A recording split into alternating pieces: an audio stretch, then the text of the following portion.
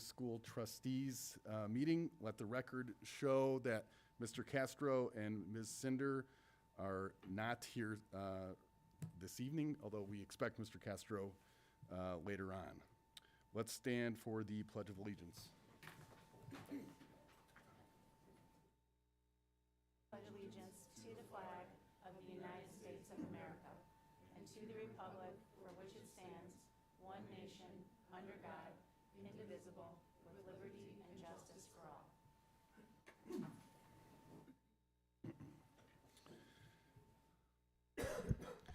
Item 1.4, public comment information. We currently offer 2 ways in which the community can participate in regular school board meetings. The first public comments section on the agenda is for addressing current action items that are on tonight's agenda. These comments must be submitted by noon on the day of the meeting. The procedures for submission are posted on our website under Board of School Trustees. The second public comments section is for general comments and does not have to be specific to an agenda topic. If you wish to address the board during the general public comments section of the meeting, please put your name and topic on a card and give to Ms. Deb Hayes at the start of the meeting. Deb is raising her hand. All public comments are limited to 3 minutes per individual, with a total of 30 minutes allotted for each public comment section on the agenda. Item 2.1, individual public comments on action items. Any, Deb? No.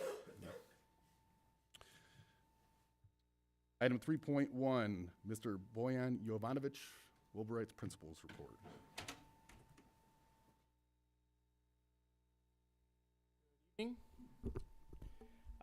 Today we started our final iLearn checkpoint. This will give us a chance to see where the students are before we do the real thing next month. Since I spoke last, we had a ton of things happening, so I'll try to keep it brief. Our Lego robotics team placed 16th in the state at the state competition and won the motivation award.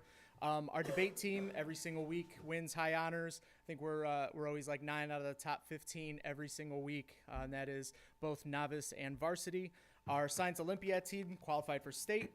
Dance just competed. They got 2nd, 5th, and 7th at the state competition. Our cheer team is going to nationals next week. Our 8th grade boys basketball team won the regular season and conference championships.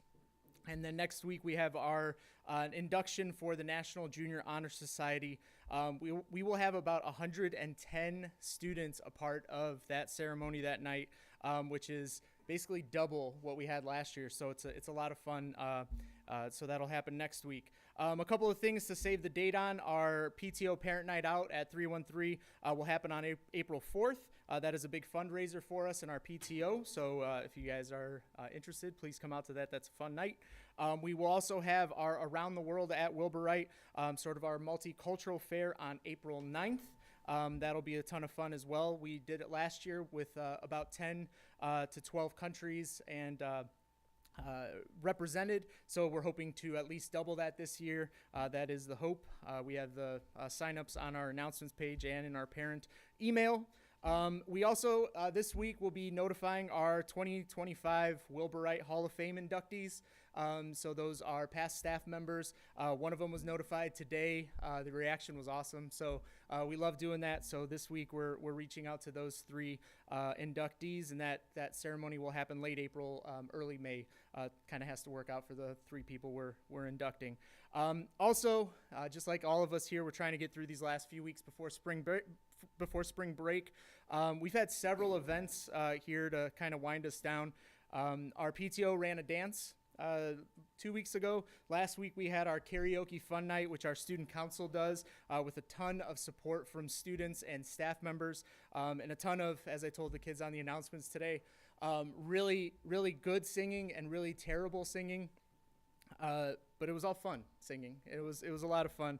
And then we have a ton of things here in the spring for our 8th graders that is kind of designed for our 8th grade students. A couple of trips, their 8th grade breakfast. So we're excited about that. We also have our 3rd quarter hour of awesomeness right before spring break. So that'll be in a week and a half or so.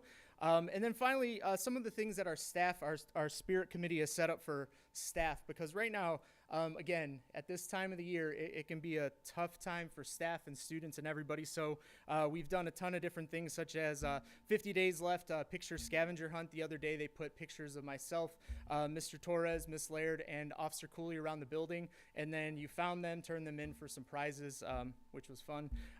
We also had, we've had potlucks, and one of our teachers, Miss Perez, started something called the Mustang Minute every Friday, where teachers and staff can nominate and give shout outs to other teachers and staff, and it's really a nice way to end the week, and it's I would say just a great addition. And then finally, one of the best new traditions we've added this year, and it wasn't even on purpose, is to prank Mr. Torres. So if you guys have followed us on our Facebook page, you can see some of those. We actually have a couple that we haven't posted yet, so be on the lookout for that. He handles it really well. Really well. And the last thing I want to end with is I just want to give a big shout out to our instructional assistants throughout the building. They're sort of an unsung group, come to work every single day, do whatever it takes to help the teachers, students. They do every little thing that we need them to do, and you really feel it when one of those people is out for the day. They are amazing. So Miss Alexiou, Mr. Goodman, Miss Gresham, Miss McWilliams, Mr. Ramos, Mr. Faulkner, Miss Smith, Miss Zamanek, and Miss Whittaker. And some of those people have been here for years, just doing the best thing for Wilburite. So that's all I have for now. If there's any questions, I'm happy to answer them. If not, I'll go sit down. All right, thank you guys. Thank you, Boyan. Item 4, high ability presentation. Ms. Bergeron. Thank you. Ms. Yos and I thought this was a good time to review some of the changes that were made in 23-24 and talk a little bit about the impact that those have had on our students. So we'll start just talking a little bit about high ability programming K-12 and then dive into a little bit more of the high school impact. So on the next slide, we're seeing our math 3rd through 8th grade. Math 3rd through 8th grade. The Indiana academic standards were revised in 23-24. There were changes made. Our team sat down this summer as a 3 through 5 the high ability teachers, along with the instructional coaches, myself. We started on this last year, finished it up this summer, and revised the curriculum for grades 3 and 4.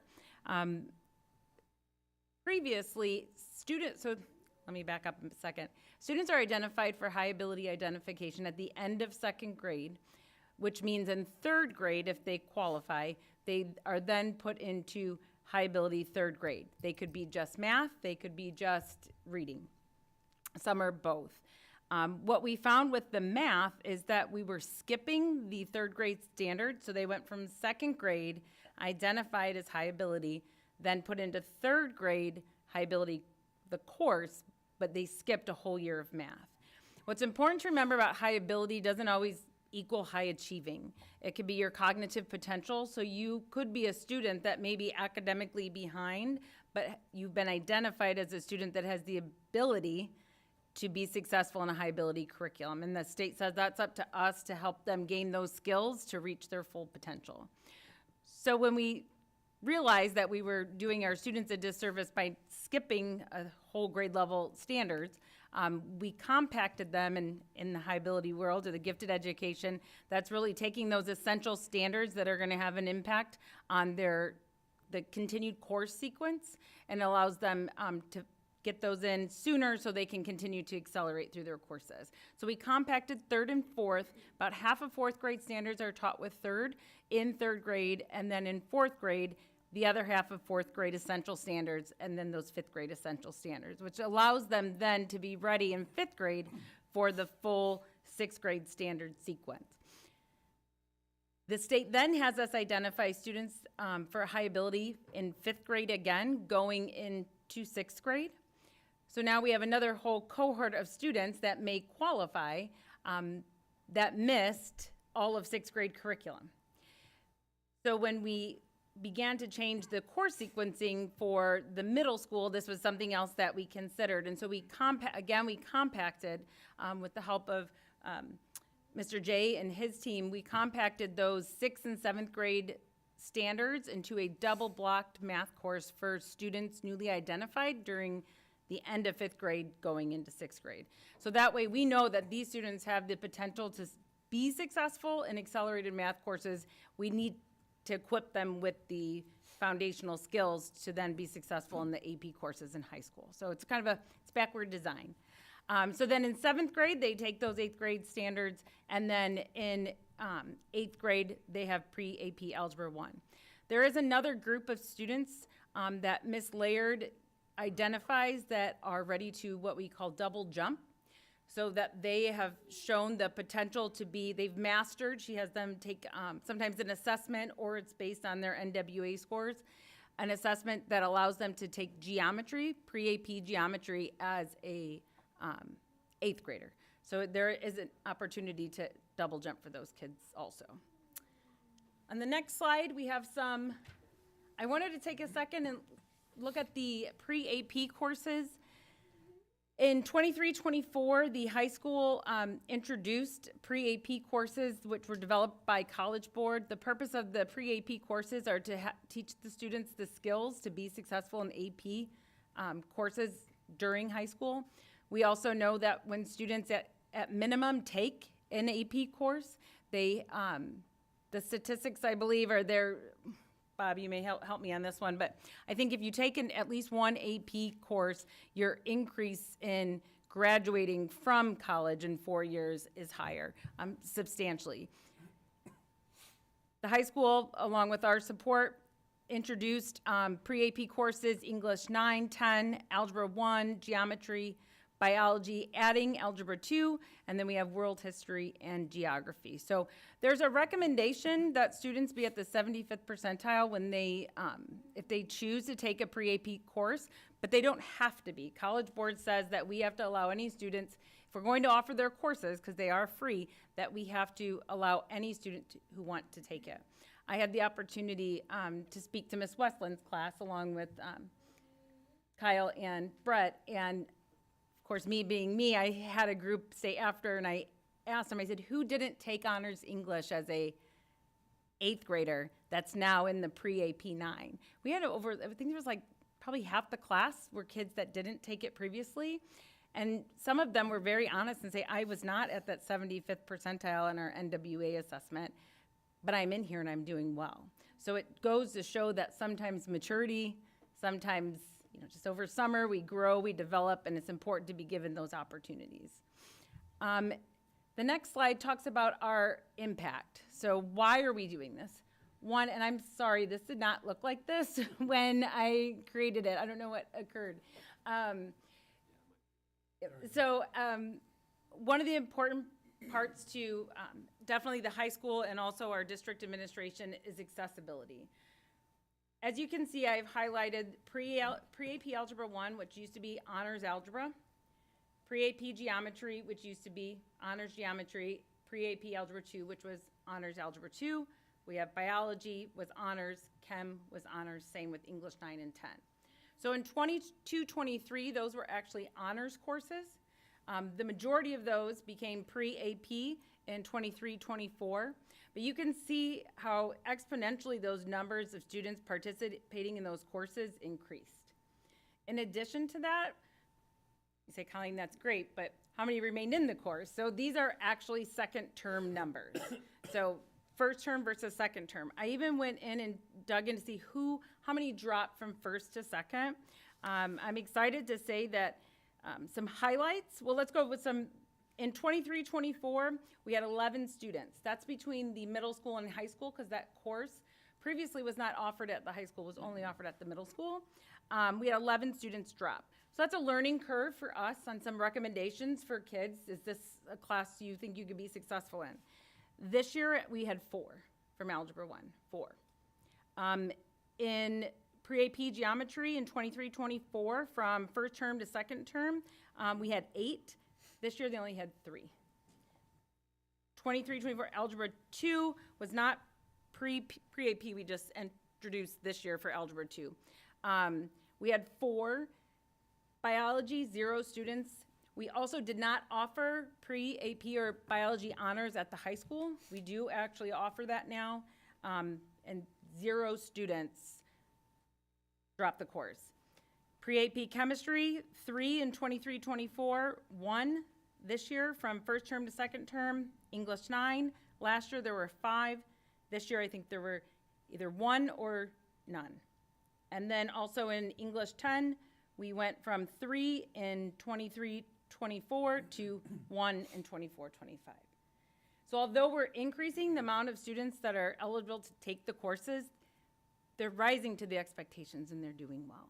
So we're extremely excited about this. On the next slide, we have achievement. When we look at achievement, we're looking, what you're seeing here, it's the PSAT mean increase. So if you start on the right side and we look at the increase from fall of 2023, so they take it in the fall, the PSAT in the fall, 2022 and 2023, compared to their 2022 scores, we saw an 18-point increase in the mean for the seniors, our current seniors, and 25 in math. Go to the current juniors, class of 2026. In 2023, they saw a 12-point increase in the mean and 7 points in math. This year, in the fall, we saw 41 and 35. That's is a substantial increase. There's a multitude of reasons, but I can make a correlation between the amount of students that are participating within our increased courses and the rigor behind those courses and the academic success. Our 2027, our current sophomores, they increased 13 in their evidence-based reading and writing in 2023 compared to 22, and in 2027, 37 was the mean increase. Math, I have some ideas of why we're seeing that gap. This group of sophomores, only specific kids were allowed the pre-AP Algebra 1, and we didn't offer it at the high school, I believe it was that year. I'd have to go back through my data. So they really jumped to pre-AP geometry. So they kind of missed that year. And then our current freshmen, so they had the opportunity to take the pre-AP algebra, increased 22 points and 56 in evidence-based reading and writing. So it is having a substantial impact on our achievement. I contribute that to the innovative thinking of the high school and our teachers and our curriculum mapping. They've done a phenomenal job. So where do we go from here? On the next slide, we have some next steps. We want to continue to progress monitor student achievement to ensure it's having the impact that we would like it to. We're going to continue to identify some scores, characteristics, and grades that are indicators. Once we have some longitudinal data, seeing students who dropped, being able to see what some of their previous scores were. So those are some strong indicators. The high school has a plan for some increased course options, which include AP seminar. And then also we'll do continued professional learning for our staff to ensure that the rigor and the high expectations remain as they always have. Any questions?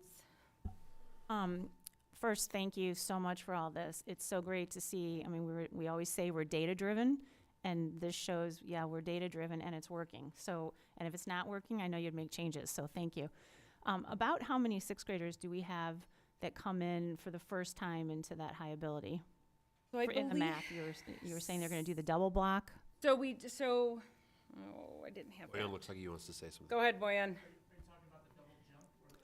No, the moving into That high first ability. time high ability group in 6th grade. That's a double I want to block. say there was about, so we also, there's two different, if you remember in April of 23, when we had the revisions in those course sequence, not only did we accept students who were newly identified as high ability, but we also identified NWA cut scores that would allow students into the course.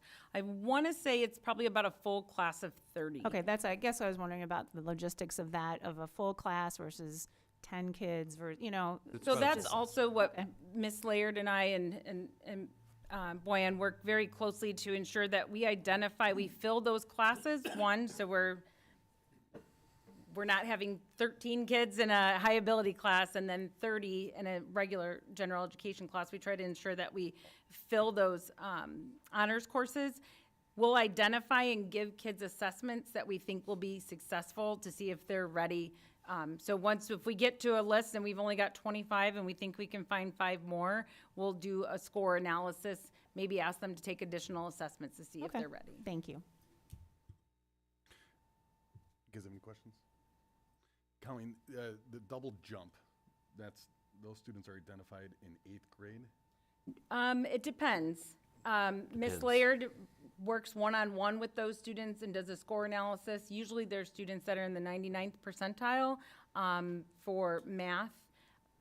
And then she also, they may be at the 99th percentile, but she also wants to ensure that they've had those foundational skills and that they've mastered them so they can be successful by jumping or accelerating in courses. So if he or she took geometry, when would they make up the pre-AP algebra? They take pre-AP Algebra 1 in 7th grade, and then they take pre-AP Geometry in 8th grade. Yeah, so our double accelerated kids are taking it. They're in algebra as 7th graders. Yep. Okay, so they're identified earlier. Yeah. Okay. Actually, Mr. Dempsey, I did have a comment. So thank you again, as Dr. Schwartz-Wolf said, for your work on this and the data. I just want to make a comment. Like it's hard. It's a lot of work, and it's a lot of work for the staff and for the students, you know, and sometimes I've heard from parents that, you know, my kid's so bored in class and they should be in high ability. You guys really do a lot of work to assess and make sure that the child is ready, that the student is ready, because I know as a parent, sometimes you think, well, or my kid's scores are great, or they're getting straight A's in the class. It doesn't necessarily mean they're gonna achieve. And, you know, to your point and to what Mr. Dempsey said, like, sometimes those kids are ready for a double jump. Sometimes kids get there, there's a maturity level. There's so many other factors that when your kid's in 2nd grade, it's also not the end of the world if your kid's in 2nd grade and doesn't get to high ability. Like, some parents are like, oh, we're ruined. We have an awesome district, and just we try to meet kids where they are. So this was just a great reminder of that, and that this is evolving constantly, ongoing. So thank you for that. That was something very important to myself in the high school and the middle school, is that just because you're not identified as a individual that's high ability in 2nd grade or even in 5th grade, we know that just our genetic makeup as we get older and we mature and our priorities change, that we should have the opportunities to excel, just as everybody else did previously. So we're trying to make that happen. If I can, before we move on, a couple of things. I know my high school student advisory council group that I meet with once a month, it has come up in that room a couple of times from students who had said they've never been in a high ability type of qualification class, and now they're in pre-AP, and then because of that, now in AP, even as a sophomore, many of them have said, it's changed the way I think about my own ability to do high-level coursework, and had I not been able to do pre-AP, I just would have stayed in the regular general classes, which are fine, but now all of a sudden they're seeing themselves in a different light because of the opportunities that they're being given. Those score increases that you're seeing that were shown on you need to understand, those are big score increases.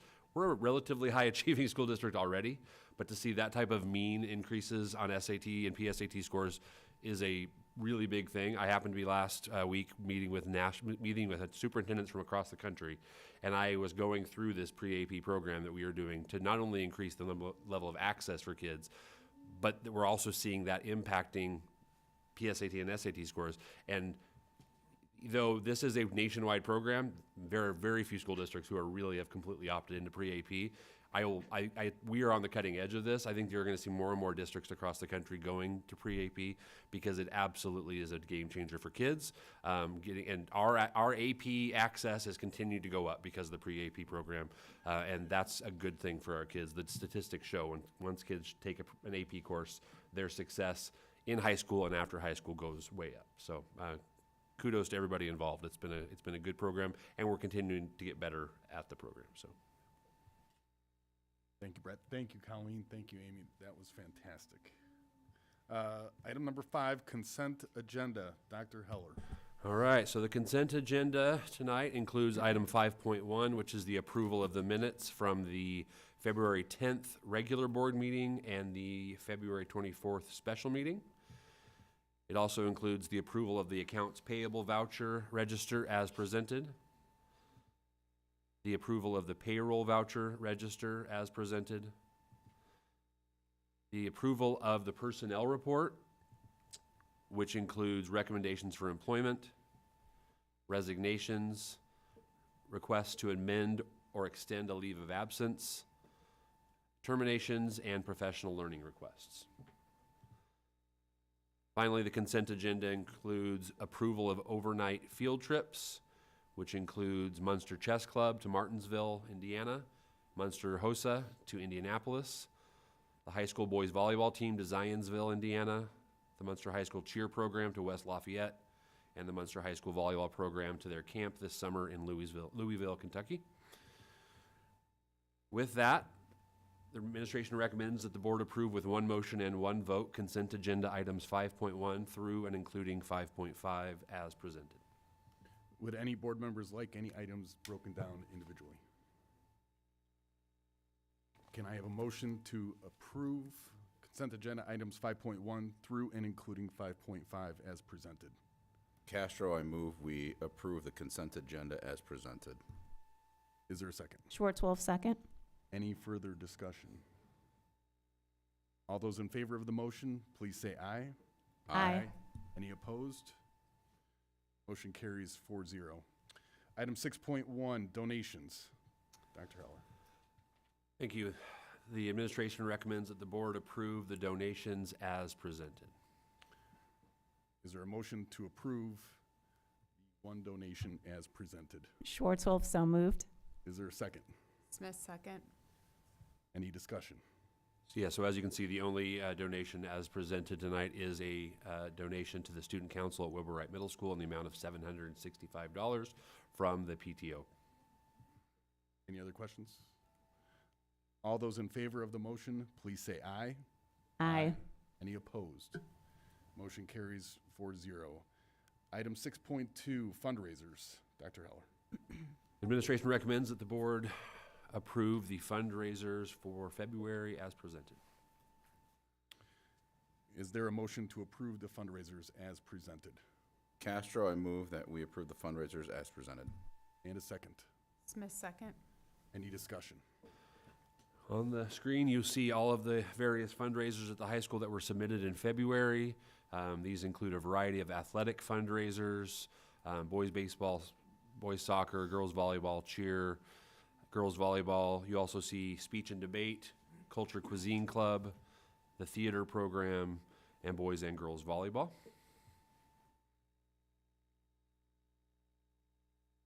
I would say my only comment, which I've already emailed you, is that I do have a concern that we have the two groups in the same season selling the same item, and it would just be nice to coordinate so that, you know, not everybody wants popcorn. So if we can have one team selling popcorn and the other doing butter braids or something. Just Nobody wants butter braids, Right. Dr. Schwartzwell. come on. But anyway, if we can just coordinate that for future, it'd probably be better for the teams. I agree. There's some streamlining we could definitely look at there. Do we have a motion to approve the fundraisers as presented? We did all that already. Okay. Yep. Sorry. Okay. You know, we just have to vote. Yep. Just have to vote. All those in favor of the motion, please say aye. Aye. Any opposed? Motion carries 4-0.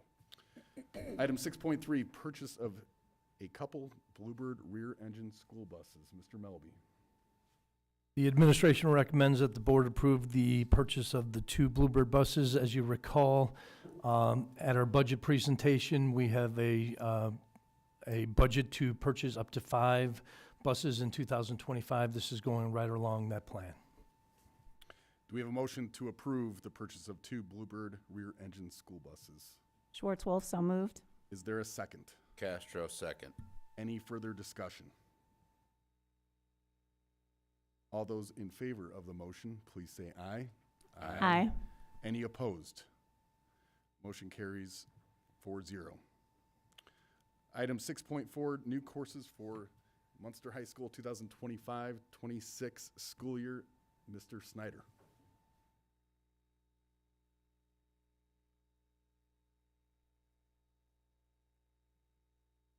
Good evening. We've got a couple classes that we are pitching for the high school for next year. You can see the document up on the screens. Just to walk through from the top kind of down to the bottom. The first one that's listed is Computing Foundations for a Digital Age. This is a new state requirement. We actually ran the course at the middle school level this past year for a small number of kids. With the new diplomas coming through, including the current freshmen, this is a required class that they must take at some point in time during high school. This is the one semester option. As you can see, it's going to be available to kids 9 through 12, so it doesn't matter necessarily which year they take it. It's just something that they would take at some point in time in their high school experience. We're going to continue to look at expanding its availability over at Wilbur Wright Middle School as well, so that kids can take it in 8th grade. And the way the requirement works with the state of Indiana is that kids can skip this class if they opt into like a computer science pathway while they're at the high school. So if they commit to doing like AP Computer Science Principles, AP Computer Science A, then they can forego this one semester option. But this is still the most economical way for a kid to complete this diploma requirement. It's part of the old diplomas and the new diplomas. It's tied to the cohort. So that's why we're looking to do that. We're gonna look at some PD and some training options for our faculty and staff over the summer so that we make sure we deliver the absolute best version of the course. But that's the first course that we're proposing. Does anybody have any questions about that one? Okay. We have an extra period there somewhere? Okay, we will take care of that. We periodically do that. Oh, nicely done. Nicely You done. like that? Huh? It's for the people online. All right, second class is, and would you like to buy some popcorn? No? The second class we have up there is Personal Financial Responsibility, which again, there's been a lot of chatter about this in the state of Indiana for 10 years. They're bringing it back as a requirement. Our current sophomores, juniors, and seniors have to complete Personal Financial Responsibility, and it's also going to then kind of carry down to our current 8th graders and stuff like that. There's some debate as to how this course is going to be actually delivered, so we wanted to make sure that we got the description into the course guide. But one of the things that is being discussed in conjunction with the new diplomas is that you can potentially embed this requirement into other courses that you already offer. So on one case scenario, we would run this as a one semester class. Kids would take it at some point in time in their high school experience. What we are trying to explore, and we will have more confirmation later in the spring, probably the summer with the way the new diplomas are shaping up, is actually taking this class and trying to embed it inside our econ requirement. As the new diplomas come in, and this is going to apply just to our 8th graders right now, not kids currently in the high school, econ is not necessarily part of their diploma requirement anymore. But we, in our personal opinion, believe that it is still in the best interest of kids for a number of reasons to take econ and specifically to take AP Econ. I've presented in the past about like the Indiana College Core where you get that year of free college.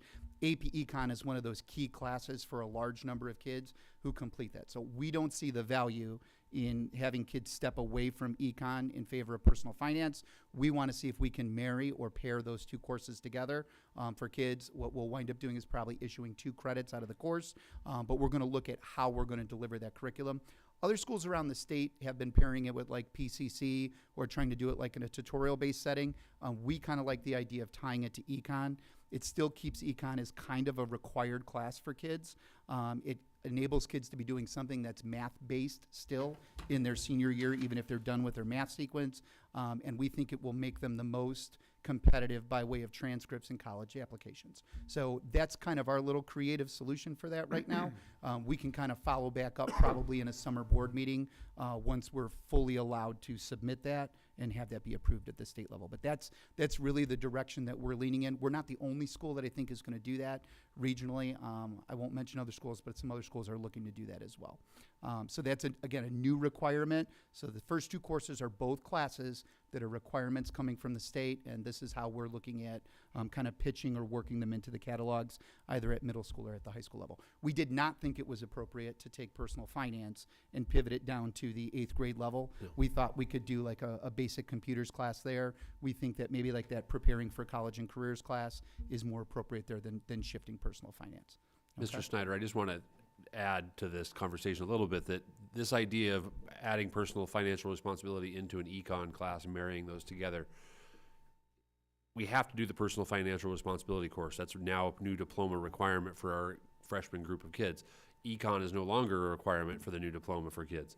However, Mr. Snyder and Mr. Nolan, their team have met with all of the Indiana universities in the state, and they all have said econ is still going to be a requirement for them if a student is going to go to school in a public university in Indiana. So for us not to still push econ as a course that we want our kids to take would set our kids up to not being able to be accepted into local universities in the state.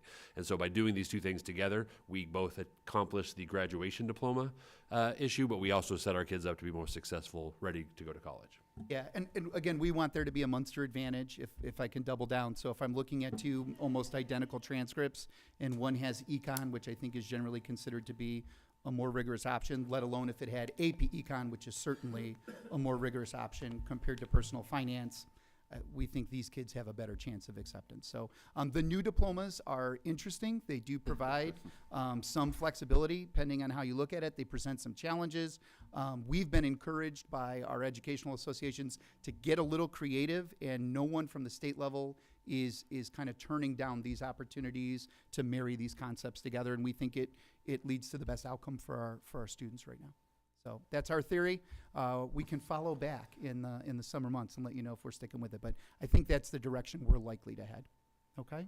And then the last one is a little bit more of an extension of what Mrs. Bergman was talking about with pre-AP. So I'm actually not going to start with the title that's up there. I want to start with English, kind of like as seniors. But we're ultimately proposing to add AP Seminar English 10. So we're going to land here with this course in English 10. Right now we have AP English for seniors. We have AP English for juniors. Okay? We have had pre-AP English 10 and pre-AP English 9.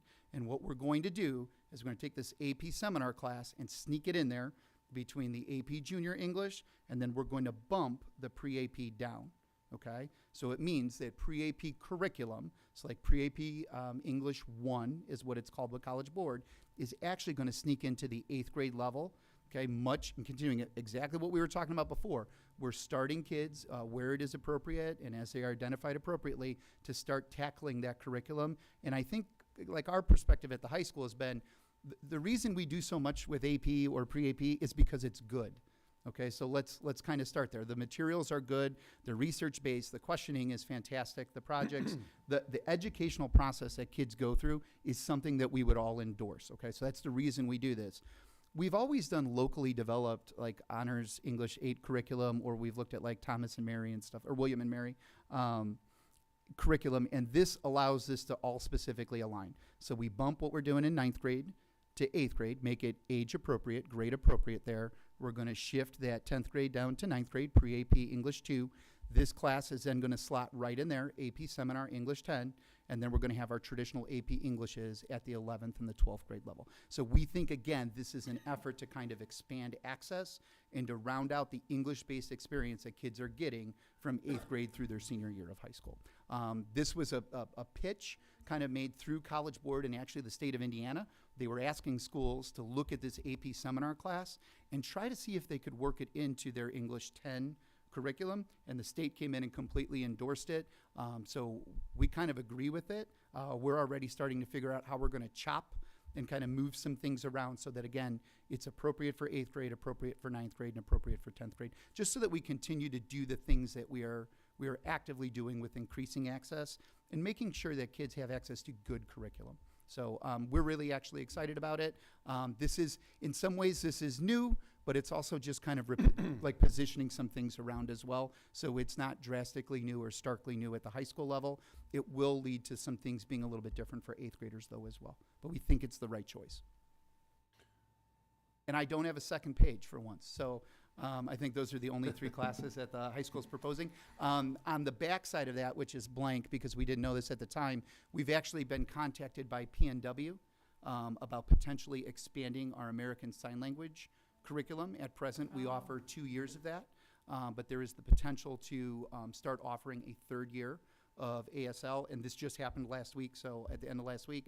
So we're going to continue to explore that, and I'm pleased to announce that our instructor at the high school was also hired to work in the evenings at PNW, so we have a real good feel that this is going through for what it's worth, and it is going to be dual credited for kids as well.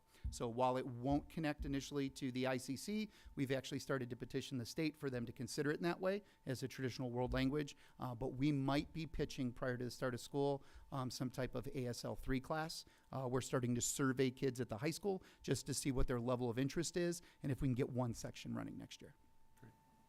Sorry that's not on there. It was not a possibility until it was a possibility one night at 5 o'clock when we got an email about it being a possibility. Awesome. Bob, this, Eat a butter braid. No. Yes. this may be premature. Is it too early to identify how many, say, 7th grade students going into 8th grade would qualify for the AP English? I can't off the top of my head. Free AP English. So 3 AP English. So we're currently on March 18th, I believe, the middle school current honors 8th grade teachers are going to be mapping with the current pre-AP 9 to figure out. There's some text within the pre-AP 9 curriculum that even the honors 8th grade may struggle a little bit with. So we need to really ensure that this is why it hasn't come to the board as a new course to be offered, because we first need to see if this is the exact move we want to make, or if we're still going to leave it as honors 8th grade English, but infused with the pre-AP curriculum. So it's still a work in progress. Currently, it would be the students who we talked about. Nikki's not here. Do you have it up? We have about 90 kids that potentially would be qualified for that. But we were looking, and I don't know if she's added it yet, but we were looking to expand from just the current 7th grade honors students. Her and I worked on those parameters, and I apologize, I don't remember those off the top of my head at the moment, but to push more students into that honors English 8, so that way we can continue to feed the high school courses, AP courses. The real benefit to looking at the pre-AP curriculum is it's kind of a framework that you apply to what you're using in the classroom. You can add to it, you can maybe set a couple things aside from it, but you're really taking like their structure, critical thinking structures, and you're applying it back over to the overall class. So you get the flexibility to do just what Ms. Bergman talked about. And I think we can do that well. I think, again, the high school's done the pre-AP English for a couple years. I think we're very proud with the way the courses have been going. We're very pleased with it. And we think we can, continue that success at Wilbur Wright with the teachers there. I think it's going to be well received, to be honest. And English was kind of the thing that kicked a lot of this off. I mean, I know we were talking about data earlier, but we were looking at about twice the so you have about 60 kids, maybe 75 identified for high ability at the high school level in grades 9 and 10 traditionally. But then we were having 120 and 150 students taking AP English as juniors and seniors. So our kids were saying, we want twice the opportunity or twice the availability than currently identification is lending. And as we've opened this up, again, it's been great. Our teachers are very happy. Everything you said was correct about that. Our teachers have been happy with it. The kids have risen to the occasion. The kids are thrilled about having those opportunities and being there. And, even, last year, and I don't know if you want to draw that comparison, but, 80% of our kids were on the SAT benchmark for English, which is absolutely remarkable. So, but this works for us. This is a good, Munster overlay to the beliefs and the structures that we have in place. Yep, agreed. Okay. Any other questions? Is there a motion to approve the new courses for the MHS 2025-26 school year as presented? Schwartz-Wolf, so moved. Is there a second? Smith, second. Any further discussion? All those in favor of the motion, please say aye. Aye. Any opposed? Motion carries 4-0. Item 6.5, Mr. Snyder. Are you doing the course description? Don't go far. Proposed course guide. So this is more of the same. This is the bigger document that those classes would be associated with. This is a document that we've passed out to all of our families for scheduling this year, including the incoming 8th grade families. Again, more revisions than anything else, some small changes. That pull-out document that we just went through are the big 3 changes in the document. Thank you, Mr. And Snyder. I would just point out that there's a good chunk of work done, and I think it's like pages 5 through 12, trying to make it clear to families, depending on which graduating class you happen to be in, what your diploma needs to look like and what your 4-year plan needs to look like. So kudos to your team to trying to make that as clear as possible, which is a very challenging task. It is. I think we're looking forward to 3 years from now when we're back on one requirement, Yeah. because it's not like the state changes that every 5 years. So, I'm really excited when we just have one set of requirements for kids. So that'll make everything clear. It's a great document. It's a great guide. We use it a lot internally with kids. We obviously share it with kids. Everything we do grade level based by way of scheduling, we take this and break it down by grade level to kids and to families. So even though this is a big document and it's 50 pages, we really boil that down to what's specific to a student and their grade level at that time. So. I want to say one thing. I think it's important to note that the amount of work that you and your team have had to confront with respect to the new diploma in the 2029 class, coupled with the 3 other classes that we have to go with in the other diploma. I can't imagine the amount of work that you guys have had to do in the last 6 months. But thank you for all your hard work. Thank you. And if I can compliment them too, we've been sharing a lot of documents and comparing a lot of PowerPoints and a lot of notes. And I want to give, like, Chris Anteri and Cindy Kilbasa, who are both counselors at the high school, like, just an extra nod if I can, because they took the lead on designing everything that our parents saw. And I want to give, obviously all 5 counselors huge credit, Liz Keller, Peter Gregory, and Kristen Sallin credit as well, because with the auditorium shutting down due to construction and the field house not being a great place to try to do a presentation about this stuff, I mean, they were here 4 nights in a row, meeting with 8th grade families from Wilbur Wright, St. Thomas, St. Paul's, meeting with about 80 to 100 people at a time. And I think they did a very nice job. They did a very thorough job. It might be too much information, but these are the times that we're living in, and we're just trying to show people that there's a way, there's a path, and if they can communicate with us, we can map that all out for them. So, but they really did a great job. So thank you, Mr. Dempsey. Thanks, Mr. Snyder. Is it okay to go sit now? Yes. Okay. Okay, is there a motion to approve the MHS 25-26 proposed course guide with the new DC chart as presented? Schwartz-Wolf, so moved. Is there a second? Smith, second. All those in favor of the motion, please say aye. Aye. Any opposed? Motion carries 4-0. Item 7, any items that may properly come before the board. No, none. Item 8, general information and discussion items. Dr. Heller. Yeah, so as you see in front of you, you have the proposed school board meeting schedule for the 2025-2026 school year. This is purely just for information and discussion at this time. We would likely bring this back at our next meeting in April to confirm these dates and get them, start getting them posted. I would draw your attention specifically to October's meeting, which is earlier than normal because because of fall break, I believe, is why we moved that one up. So these are the recommended dates for board meetings for next school year. I would ask that you review those. If you have any concerns specifically to those, reach out to me or Deb so we can make sure that we get the appropriate board schedule ready for the April meeting for approval. Any questions? Item 9, Director of Financial Operations Report, Mr. Melby. Yes, thank you. I want to start with the basic grant revenue. You'll see that that went up for the month of February significantly, and that's because the state, they estimate where they think some of our numbers are going to fall. In this case, in the special education grant, if they estimate low, they shore up the numbers at this time in February. So the amount that we received in February, it will dip that back down and stabilize where we think it will be in March and April and May. If you go to the supplies line, you'll see a significant increase. And remember, we will see a significant increase in this line item all year long because now curriculum materials are thrown into this pile. I could tell you the money that was spent there, a large portion of it was for Munster High School keyboards. We updated our keyboards that we had at the high school, and then the rest of it were curricular materials. Also notice that this is a 2-pay month, so yes, we did increase our cash balance this month, approximately where we thought we would be at the end of February. If you go to the operations fund, there's only a couple items I will point out to you. First is the purchase of a bus. A bus came in. This is a bus that we got approved like 9 months ago, so it's taken a long time to receive that bus.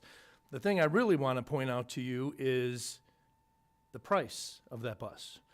You guys just approved 2 other buses, and the price of the bus has gone up over 15% in that short period of time. So if you do receive the same amount of levy, and buses are going up 15%, and utilities are going up 17%, that means you have to cut somewhere else in the long run. The other thing I want to point out is our purchase of fixed and more mobile equipment. We negotiated with LAO, which is our financial system. We used to pay every month, and we talked to them. We said, hey, we'll pay it all up front if we get a better price, and that's what we did, and that's why you see that larger amount there.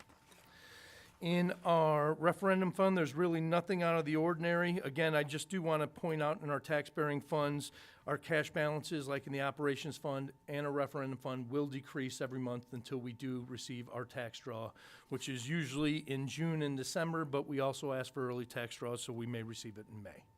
Other than that, that's all I have for the financial report. Any questions? Item 10.1, Assistant Superintendent's Report. Mrs. Bergeron. I'll be very quick. Just a reminder, and just so the board is aware, we are deep into testing season. iRead 3 is wrapping up this week. We then go into the 3rd round of iLearn checkpoints, they started today, they end March 21st, and then we go into our main summative assessment of iLearn on April 14th through May 9th. Tomorrow is SAT day at the high school. Good luck to all of our students. And also, we have added a PSAT spring for 9, 10, and 11. Not 11, I'm sorry, for 9 and 10. Bob, did we land on a date? Is that tomorrow also? Yep. That's what I thought. This was important for the high school in setting goals. We were struggling with a growth measurement to see how much kids were growing within one academic year. So in collaboration with College Board and myself and the high school administration, we will be starting the PSAT for 9th and 10th grade in the spring tomorrow. So that's all I have. Thank you, Colleen. We are not having a Director of Operations report this evening. We'll skip to 10.3. Can we say where he is, though? I'm sorry? Can we say what he's doing? I do not know where Mr. Bigley is. Isn't he recruiting for us right now? No. No. Oh, Oh. Mr. Trippenfeld is recruiting. Mr. Begley is not. Yeah, that's what I meant. Mr. Trippenfeld. This is out trying to hire some teachers for us. I think he should get credit for that. He's working right now. Yeah.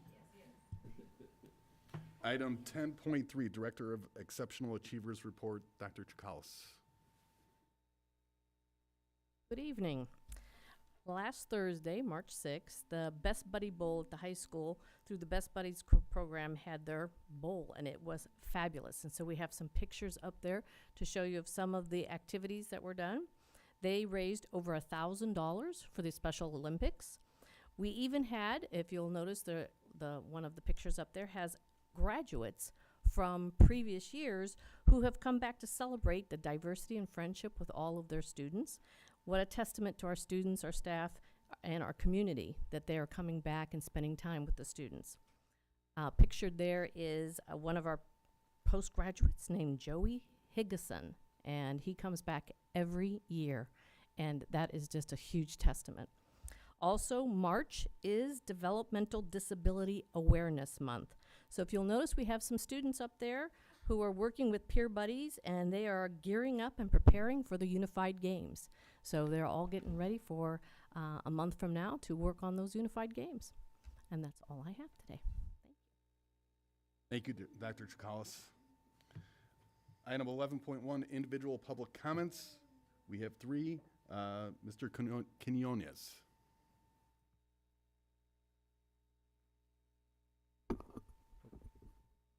Good evening, board, members, and administrators. Just want to give a disclaimer. I want to stress that my wife and I are actively seeking to participate in my child's educational process, yet here at the school town of Munster, we're treated as if we're not allowed. So I just want to highlight that it takes a village between parent and institution to make that happen. I have some comments that I'm going to read relatively quickly because I have 2.5 minutes to get by it, so I hope that you guys can keep up. But again, my name is Luis Quinones. I'm here tonight because my son has been removed from the Mini Mustangs program, and I need answers.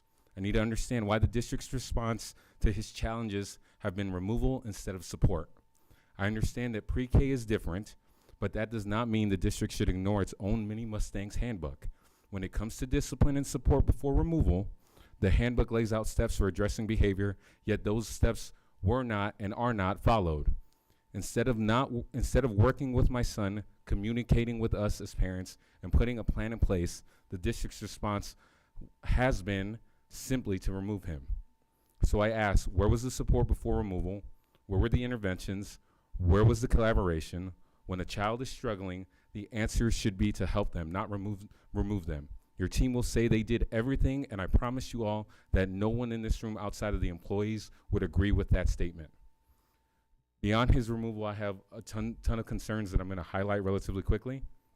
I've requested FERPA and FOIA requests in regards to some documentation and some video in regards to some buses that I'm being at an impasse and a roadblock that I haven't received them. It was one video. Now I'm requesting a whole month's worth of video because no one can give me any answers. So I'm hoping that I can get some support there.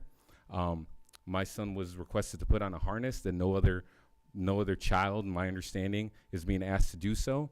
I'm only asking for support to show me why he needs said harness. I've asked for said video, still don't receive it. My son comes home telling me he isn't the issue constantly, and I'm asking for some answers there as well, not receiving those. Also, I want to highlight unprofessionalism from the staff.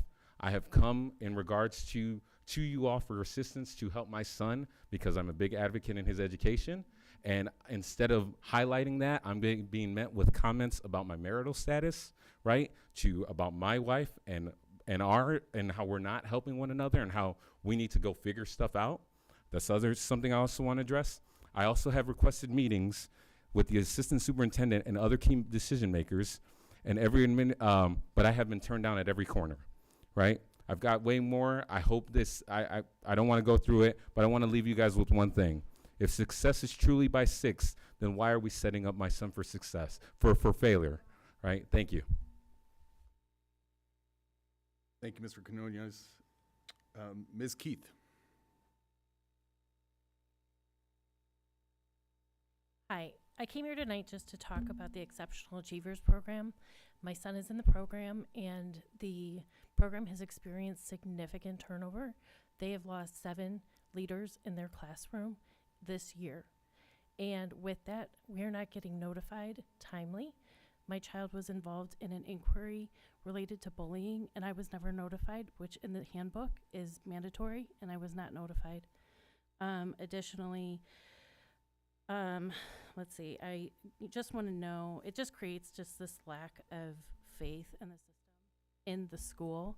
And my child is nonverbal, and I'm coming here with asking the board support to look into how you can support the school, this program, the teachers and the students. I mean, primarily it's my son, right? But I do know that this issue is got to be fixed. It's a small program within the district, but it is an important one to us, to our students. They just want to make sure that it's stable and he's safe in his classroom and he is able to learn, because it dysregulates these students to have such turnover in their leadership. And it is very disheartening to parents to not know that their child can come to school safely and to be respected and to get that support. Thank you, Ms. Keith. Mr. Hearn.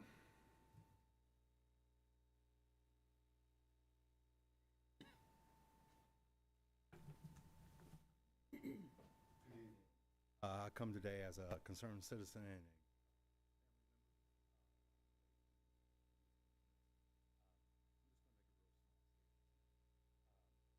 Parents and educators must work together to ensure success of a child's growth and achievement.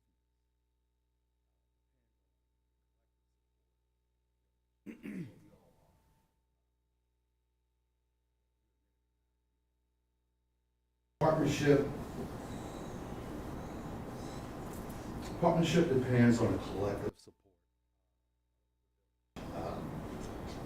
Partnerships, I'm sorry, it just really breaks my heart to hear that, because, you know, my family member's going through the same thing. He's not getting the support. He's not getting what he so deserves. The most vulnerable of us are the ones that are not getting the support. It's easy to put people, marginalized people, who need the support the most. We are a village. We need to work together. We need to hear people like this young lady here and this gentleman here who are begging for help. You can't just look down at your computer. You need to look at me, sir. We need to look at me, sir. We need to do that. We need to pay attention to what the constituents are doing. And by you looking down is very disrespectful. This is what I'm talking about. This is the issue that we're facing. We need to work as a collective to help our children. Don't let them fall by the wayside. I'm here as an advocate for someone who can't speak for himself. We have to do that. We have to be stewards of that. And again, you sitting there typing is just the most disrespectful thing I've seen. And with your smug smile. Give these people the attention they need. They are taxpayers. I'm a taxpayer. We want your attention, sir. That's all we're asking for. Nothing more, nothing less. I would do the same for you if you spoke up here. I would give you my full, undivided attention. We're talking about children, the most vulnerable in our population, that don't know better. We have to show them a better way. That's all we're asking for today. Not asking for you guys to change anything. Work through the problem. That's it. We need to come together. I shouldn't have to come here to speak for a family member. This should be taken care of in-house. But when I hear this, I had to come tonight and to speak. Please, please, please reconsider your decisions and help these children. Thank you. Thank you. Item 12.1, individual board member reports. Dr. Schwartz-Wolf. Good evening. I attended the town council meeting last week with Mr. Castro, who made a statement on our behalf, and the IT agreement that we voted on February 24th was then now approved by the town, and I wanted to go and show support. We love the idea of the town and the school working together as it should be in one community. Dr. Heller and I attended the Indiana School Board Association State House Day on February 18th down in Indy, and that was a great day. There were about 150 either legislative liaisons or superintendents from around the state. We heard from the Indiana School Board Association lawyer and director giving us updates, which are now all outdated because that was a few weeks ago, but we also had panels where we had 8 different legislators come and talk to us, and we could ask questions. It was very insightful in that not all school board members think the same way. For instance, I'm personally not for making this a partisan position where we have to get politics involved, and there are school board members that want this to become political and are actually already making it political in their communities, which is turning out to be why the state is starting to support this. But politics in schools, my personal opinion, So right now, as of Friday, the list of bills that Indiana School Board Association was tracking at the beginning in January was 184, and that is down to 69. So that means a lot of the bills that we were concerned about have either died or been combined with other bills, which is good, I guess. Highlights, are you going to talk about okay, I won't give you the property relief one that sounds like a good idea but is messing over local government. I'll let Dr. Heller say that one. Also, the referendum bill, Senate Bill 518, where referendum dollars would be from public schools would also be shared with charter schools, is probably going to get put into this Senate Bill 1. Everything about that's just going to get ugly. And then, as I mentioned, the school board election, making it partisan and having a school board people run in partisan, or excuse me, in the primaries, which would increase cost and then definitely becomes a political machine. Bottom line is there's a lot more. I'm not going to go through every one of these, but I've also been following all the bills now just because I'm on this legislative liaison role. And if you go to Indiana government, IGA, in.gov, you can follow any bill. So if you're interested in education, obviously me, healthcare, I've been very interested in that. You can type those in and see what the bills are, where they are, who's supporting them, and write letters. I wrote 14 emails last week and will continue to do so every week, depending on where these things are in committee. And I do hear back from some. Some I do not. I get the form letter, but they need to know if you're passionate about something, whatever it is, write to your legislators. They want to hear from you. Thank you. Thank you, Dr. Schwartz-Wolf. Mr. Castro. Thank you, Mr. Dempsey. First of all, as the liaison to the Town of Munster Redevelopment Commission, they actually did have a presentation of the annual reports to the Redevelopment Commission. No motions required. It was just the president of the Redevelopment Commission ordered the report, accepted, and placed on file. So I do have a copy of that if anyone would like to see. Exciting stuff. As Dr. Schwartz-Wolf mentioned, we did attend the town council meeting, and I was able to make that statement. It was well received by the town council. They did vote in favor of that agreement, and it was a great show of working together, of that symbiotic relationship that we often speak of with the town and the school town. They were very supportive, and it was nice to see some harmony between the two entities. I want to talk just quickly about, again, thank you for the work that everybody has put into the guidebook, the classes, the graduation pathways. This isn't a choice for us.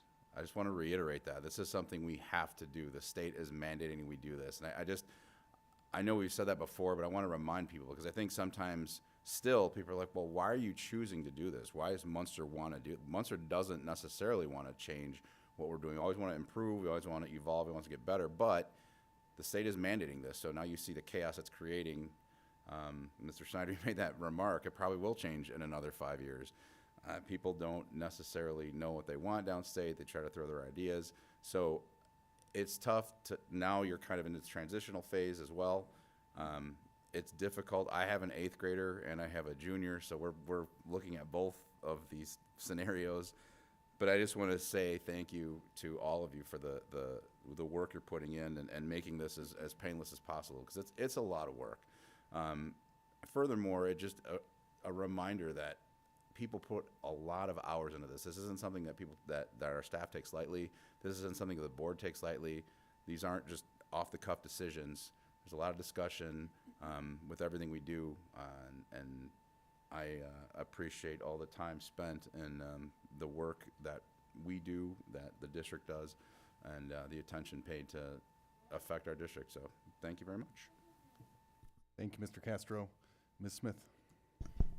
Thank you. I sit on the park board on behalf of the school town of Munster, and on Monday, March 17th, I think I reported this last month, we're having a ribbon cutting ceremony for some new buildings that will be opened. In addition to that, the park board will be revisiting some of their strategy that they had agreed upon in the fall of 2024. As a result of public input and care of Munster residents that have given ideas as to how some of our parks should be used. As some of you may know, they had the View, which is a building that was deemed unusable, so that building will be demolished. Once that building is demolished, we'll leave a significant amount of green space in that area, so they're trying to determine what to do with that space and how it will benefit the residents of Munster as well as other park users.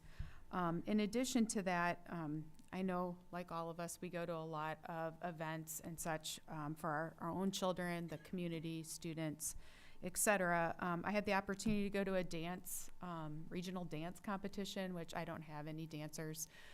Even though I have 4 daughters, I have no dancers.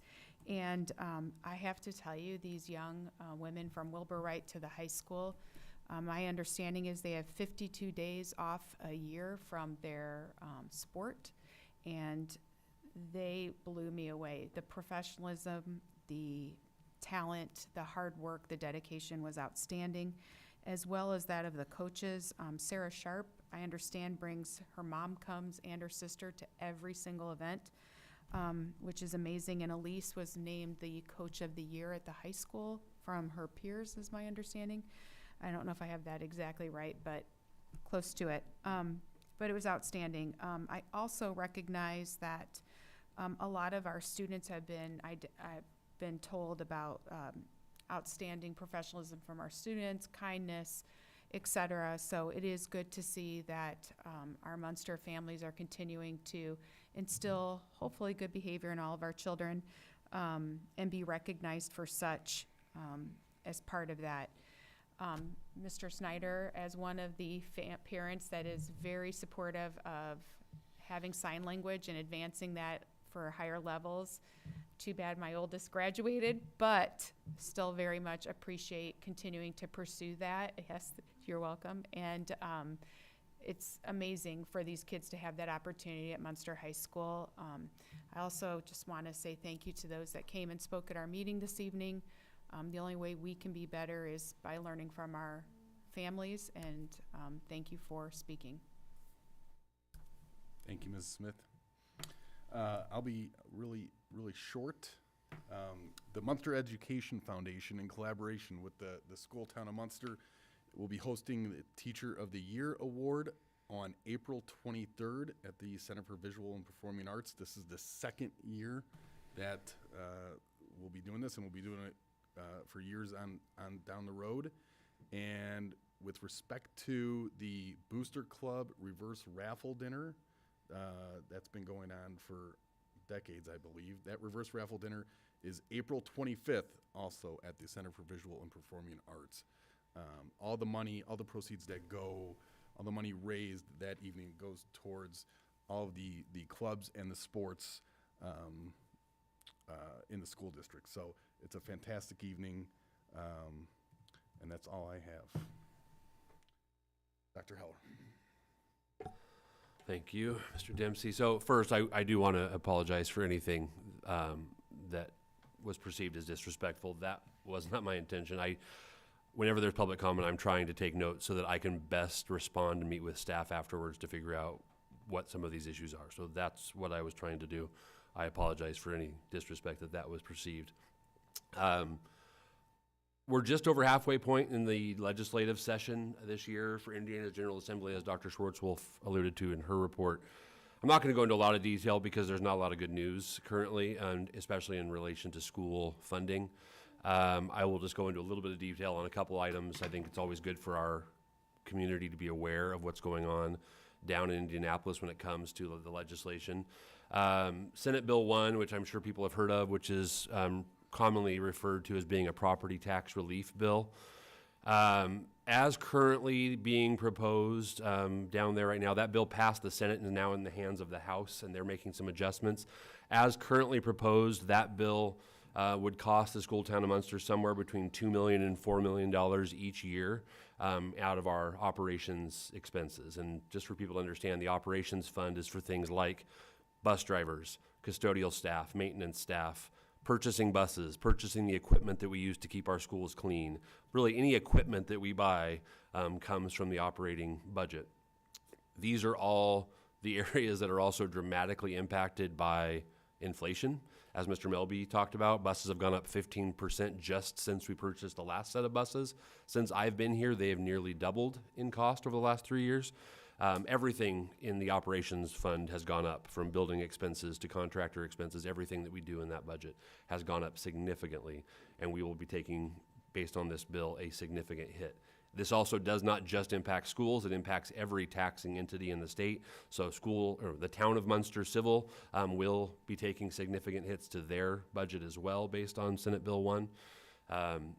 So we have concerns there. House Bill 1001, which is the school budget bill, most districts in the state, despite what you will hear, will be seeing either flat revenue or a decrease in revenue based on House Bill 1001.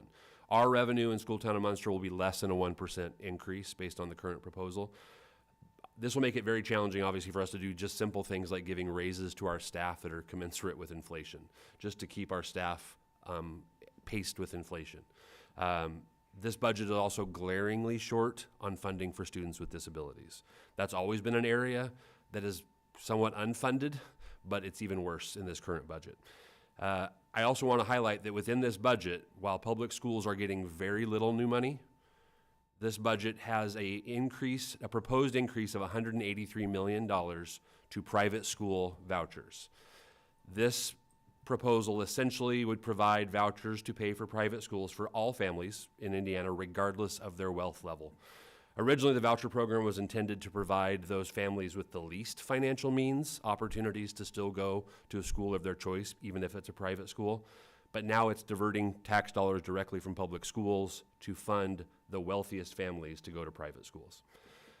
So again, we're very concerned with just those two funding bills alone, and then there's a lot of other bills, including partisan school board, some bills in regards to math, some bills in regards to referendums. The list is long, and not very few of the items on the list are seen as positives for public schools right now. So I do encourage our community to engage at the state level as well. And finally, I do want to have a little bit of a positive, which is Mr. Trippenfeldis received the IASBO Region 1 Business Official of the Year Award. That just came out, I believe, today. Very well deserved as a human resources person, but he's also very obviously involved in our financial side of things with Mr. Melby, our negotiations with our teachers every year. Well deserved honor for Mr. Trippenfeldis. Item 14.1 announcements. Our next meeting is April 14th. And with that, I will entertain a motion. Schwartz-Wolf, so moved. Castro, second. All those in favor, please say aye. Aye. Aye. Adjourned. Log out, sir.